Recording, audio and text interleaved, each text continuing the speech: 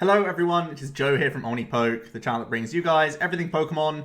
Today I'm going to be breaking down the NAIC. It was the biggest tournament of the year, and we saw some really interesting results, really capping off Unbroken Bonds. Of course, this format is still relevant for a month. When we start in July, all through the month of July, we can play in tournaments with this format and gain CP towards next season. So you can get some cups and challenges in, and really being on the ball with this format is still going to be beneficial for us, even though the main tournaments of the year have pretty much subsided now and people are looking towards Worlds. It's still beneficial for you guys to get a good kickstart in CP by keeping this format in mind. So we'll start by looking at the lovely ARG Meta Breakdown, where we look at the top 112 decks that made it into Day 2.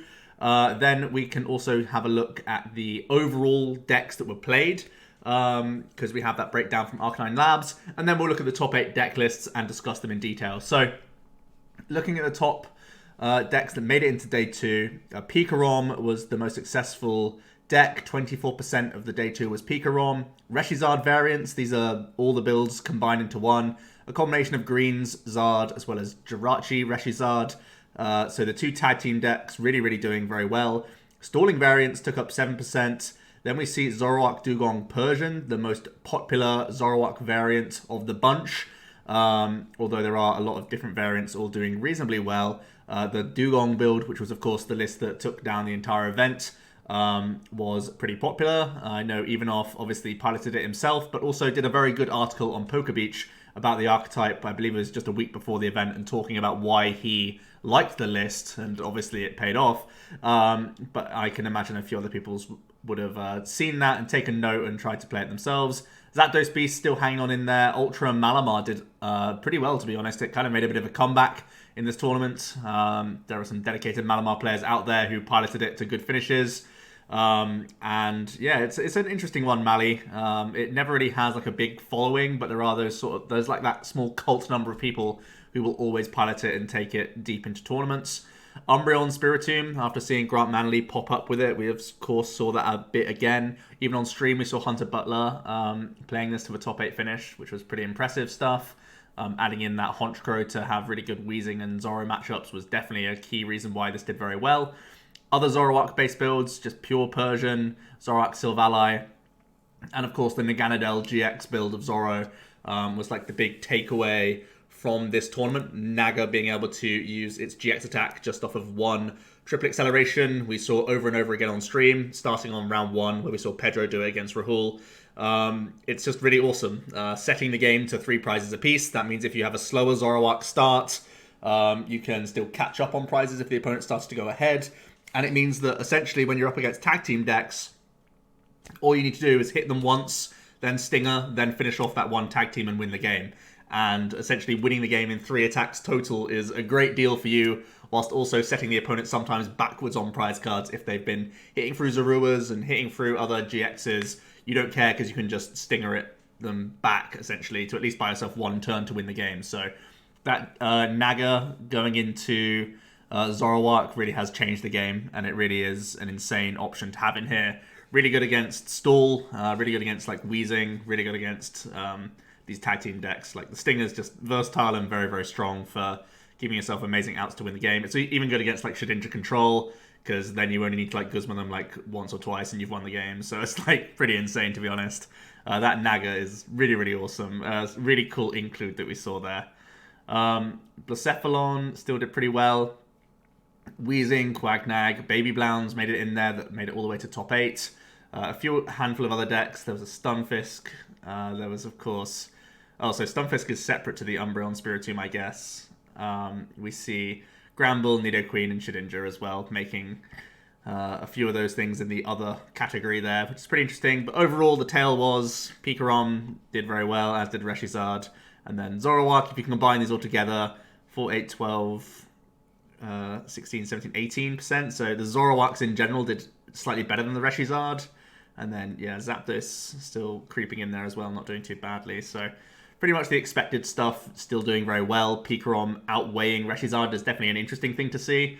I would have foreseen it to be the other way around, just because Reshizard was more likely teching for like mirror matches and stuff going into this tournament after seeing how well Reshizard did at some of the previous regionals. I'm surprised to see Pikarom do far better than Reshizard, because I would have thought the Reshis would have been at least taking favourables against the Pikaroms. So yeah, it's interesting to see Pikarom do as well as it did. We can also take a look at the Arc9 Labs. I just literally pasted this over from the Facebook page. It seems that Pikarom was the most played deck in Masters, followed by Reshizard close behind it. Zoroark with a slightly better conversion rate. You can see 100 players took Zoroark Persian variants, which is far less than these other guys. So the conversion of Zoroark was one of the best. Zapdos Beast and Blacephalon. So Blacephalon had a really poor conversion by the looks of things, probably due to the amount of Pikarom that was actually out there. I wonder how many Blound GXs were actually playing Mew. I feel like if you're not playing Mew, you have a really, really bad Pikarom matchup, so that's really awkward for you. Also, the Blacephalon wouldn't have appreciated like the Zapdos Beast and stuff like that, so I can see that getting a little bit out of hand. Even the Zoroark Dugong's becoming a really horrible matchup for you as well, which is pretty interesting. Other decks were then the most popular, which is a really interesting thing to bear in mind, because a lot of people don't really consider this when you go to big tournaments, that like, yes, there's like the top 5 decks, but then there's a bunch of random stuff that you can run into as well, and it feels like you know, sometimes just having the best deck in a vacuum is the most important thing to have. So that other category being full of decks that you're not really expecting, it's better to play one of these decks on a high power level rather than be an anti-meta deck a lot of the time. Green's Reshizard pushes Reshizard in total to be the most popular deck, I guess. So that does pretty much go in line with what we were expecting with the meta, Reshizard being a really popular archetype and pretty much the #1 deck going into this tournament. Non-GX Blounds had a really big showing compared to what I would have expected. It looks like people were trying to capitalize on these two tag teams, and from a metical standpoint, it wasn't too shabby. There were a lot of tag team decks in the field, so that's pretty interesting. Wheezing, pretty low down there. Quagnag, Psychic Mally, and Psychic Mally being more popular than Ultra Mally is really interesting as well. That's a big surprise from me. And then we start seeing a handful of Stall, not too many, just 22. Blastoise, that was heavily played. That's pretty much out of the blue, no pun intended. We see Blissey, a handful of folks trying to run that deck, which is pretty interesting. Gyarados, wow, 11 people brought Gyarados? Seriously, wow, there's some interesting stuff going on here. Some Vikavolt, a handful of, well, really literally just a handful of Gramble, miscellaneous Zoroark decks. We see Shedinja, Vileplume, Vikaray, so really getting down to some interesting stuff towards the bottom. 3 people brought Celosaur. Seriously? That's insane. Beast Box and Salazzle. There's the one Nidoqueen, which was Jitmin. And he ended up doing very well with the deck, which is pretty interesting. And a Lapras Silvally. Someone took the League Cup deck, trying to counter the meta by the looks of things. So yeah, that's the breakdown of what people actually brought to the tournament. It's pretty interesting. It even has the seniors and juniors, if that's applicable to your age division. So that's definitely something important to look at. But now we'll jump to the top 8. We're back on the Limitless website. A phenomenal resource for everyone. And they have got all top 8 deck lists here. We'll start off with our winner, Stefan Ivanov, back-to-back international champion. And wow, that is such an insane achievement. Although we've seen Tord do it before, I mean, it's such an insane achievement to win multiple internationals, especially the NAIC. The NAIC is like the most difficult, I would say, because it's the most amount of people there. And yeah, just absolutely insane to be able to take that tournament down again. So nuts. Once again, bringing Zoroark. He's backing the Dugong build. You can see he's got this Naga in here, the Stinger GX attack. Just very versatile and very strong for a lot of different reasons. We even see him get to use it on stream as well, I think 1 or 2 times. It's got the Persian line, the Muck line, the Dene, it's got Mew, Marshadow, and Giratina. So it's pretty teched out Pokemon-wise, really, really high on the Pokemon count, 24 count of Pokemon in total. The 8 energies, and then there's not too much like creativity in terms of the trainer count. It's all like all the creativities in the Pokemon line, and this Naga GX was pretty much like it came out of the NAIC. It was like the hot new tech on the block, really, and that's what ate up all the spaces. Really, you can see he's even had to cut an Ultra Ball. He's just playing 4 Nest, 4 Com, 3 Ultra, because he's just said that all of these Pokemon are mandatory to play essentially.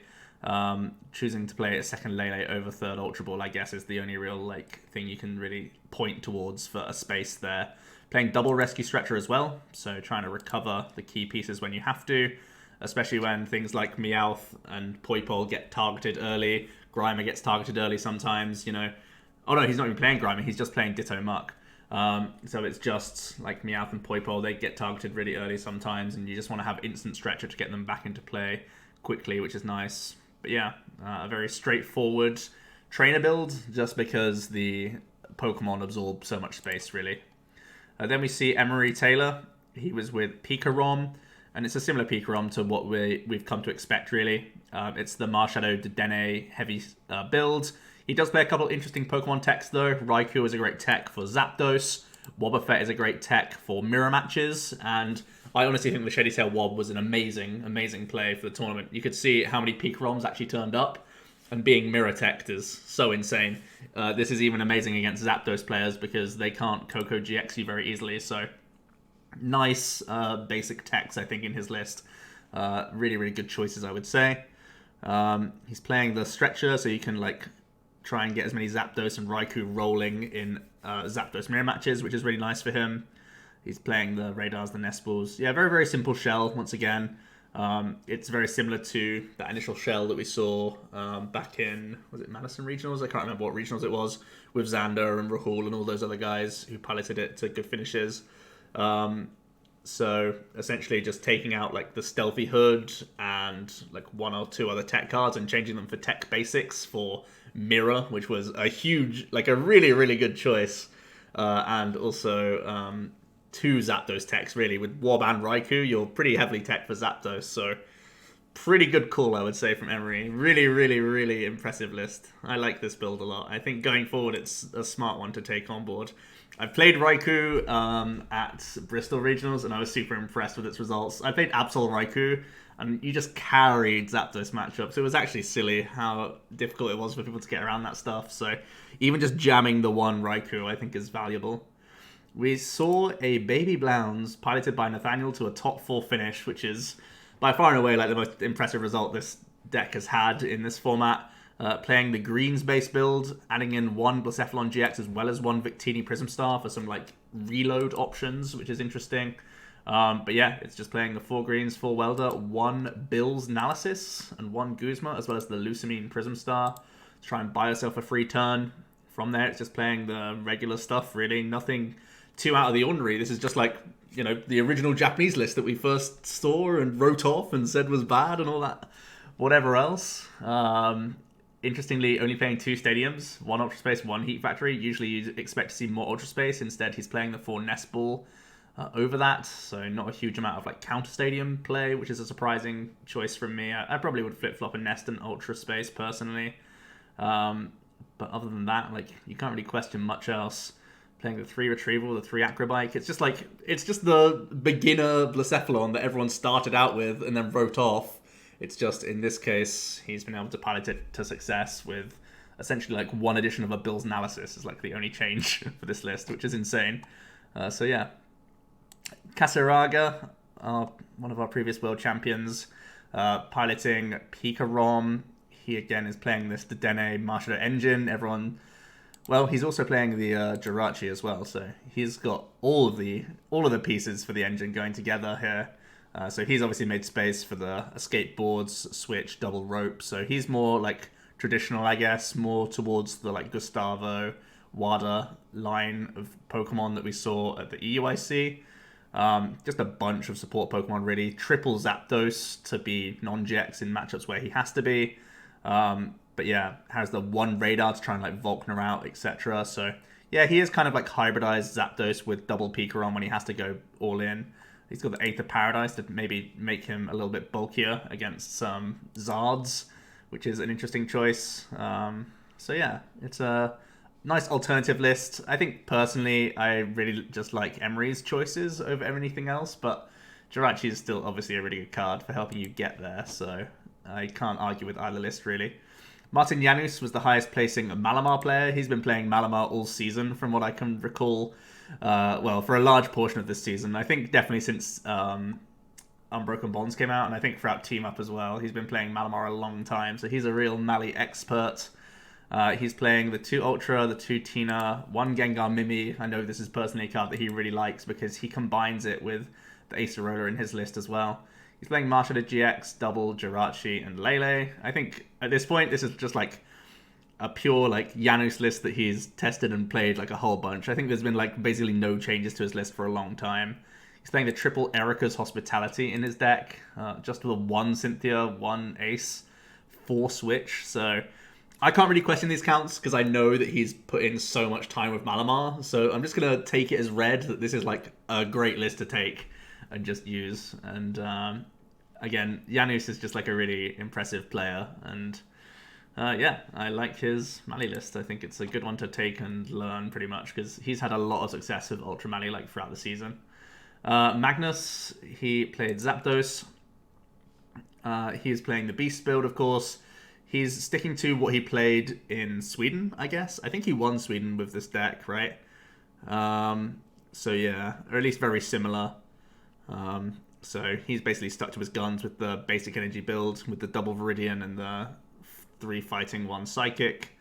But yeah, it's just standard Zap Beasts, really. At this point, it's been beaten to death. I even talked about this list last time in Sweden, so I can just check if he... I think he won Sweden, right? Did he win Sweden? Yeah, he won Sweden with like a very similar list, if not the same 60, so yeah. Preston Ellis was the highest placing stall player. He was playing at Vileplume, so he brought Vileplume back. There was not a lot of Vileplume at all, as you saw from that day 1 breakdown from Arcanine Labs, but from what we're seeing in the top 8 list, there weren't many people playing Stealthy Hood anymore. People have dropped them, and that's really good. A lot of the Reshizards were dropping Arcanine as well, so that's all good news. Arcanine being spaces for like the Kukuis and the Choice Bands and stuff for mirror matches meant that Vileplume could come back in a good way. Definitely seemed to do that. He is bringing the double Lapras as well into his list to try and give him some attacking presence against Reshizards, I guess, or at least counters to Reshizard, because he plays Bronzong as well. So he's got the Heat Proof, he's got the Vileplume, he's got a Lapras. He's just saying, please, one of these things stick and don't hit me. That's essentially all he's trying to do, which is really cool. Like, we've seen one or the other sometimes, but now playing both and just hoping one of them sticks is just a really cool thing to see. But yeah, from there, it's, again, just a simple stall shell. Nothing too surprising here. Power Plant, the only stadium card. He's got, yeah, not too much. The Reds challenges are really cool include. I saw Sander pick up on this on one of the comments actually on the channel. He was saying that Red's challenge was a great answer to beat Make 'em Pay Persian because he was able to actually Lusamine loop Reds to keep his hand size low enough so that he was able to retain his Lusamine loop, whilst also in general just being like a consistency card. So this is a nice way to defend against Make 'em Pay Persian, which some people I think were teching in the tournament as well for Mirror, so you had a better chance of beating like Orangaroo Persian Arawak players, which is actually a pretty cool thing to bear in mind. So the Reds challenge actually is really nice in stall going forward, I guess. But yeah, very interesting build, just trying to slowly grind people out with one of these walls and hoping that it sticks against like the Reshizards and the Picaroms and stuff, and then you have Lucario Mermattle just to tank on his own against like the Zorawaks and the Zapdoses of the world. So yeah, and then we can round out the top 8 with Hunter Butler. Now, what do I have to say about Stunfisk Spiritomb? Well, what I will say is that Honchkrow wins you games against Zoro and wins you games against Weezing, so you have that covered. Stunfisk, for all the meme potential he is, Electric Trap is genuinely very good at helping you beat Zapdos, right? Because he's just a card that people have to gust out the way or burn Electropowers into, and Electric Trap is definitely going to be doing enough to knock out Zapdos turn by turn by turn for DCs, so at least he has that going for him. I personally prefer like the Umbreon build, but the Stunfisk can reach big numbers with Electric Trap. He was playing the 4 damage movers to really try and cash in on the Stunfisk for big one-hit KOs. So yeah, the Stunfisk can reach big numbers, which is quite memey, but also like, I guess, powerful. I'll have to concede that, but like, Man, I think there could be better ways to play this deck, personally. But huge props to him for doing so well with it. Spiritomb can reach silly numbers. We've seen that now from from it doing so well at Origins. We saw Spiritomb was far beyond a meme and pretty strong. He's got the Baby Buzz in here. He's got Kartana GX, so he's got a nice GX attack option to close the game. He's got Absol alongside Stunfisk, so really trying to pressurize that Zapdos matchup. I think when we first saw Grant's Spiritomb list, he was like, man, this deck is great, but you can't beat Zap. So Hunter shoving in the 4 Stunfisk and the 1 Absol in an attempt to make that close is a pretty smart deal, to be honest.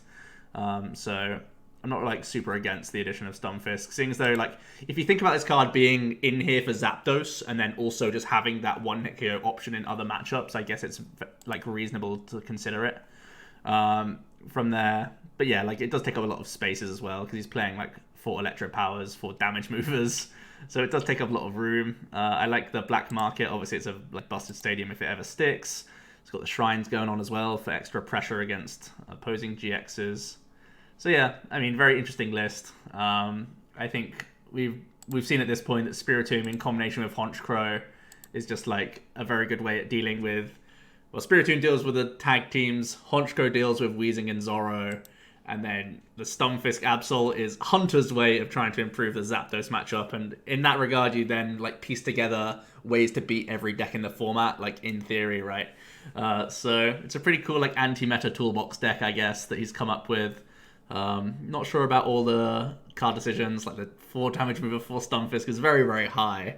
But it worked out for him in the end, and again, props to him for doing such a great job with the deck.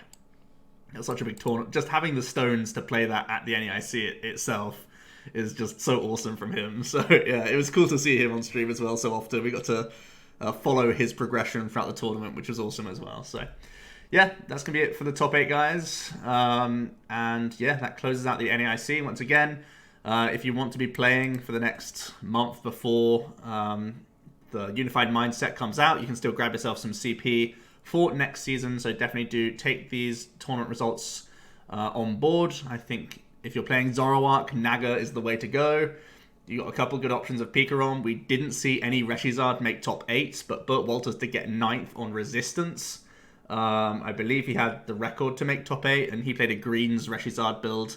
And you can check out my latest Greens Reshizard build just from the other day as well. So you've got good bases on Zap, Pikarom, Zoro, and Reshizard. And then you also have some lesser played archetypes as well that you could try out as well for Cups. So plenty of options for you to test out over the next month while you wait for Unified Minds. Let me know what your favorite deck was from this top 8. What are you going to be testing? What are you taking to Cups and Challenges for the next month?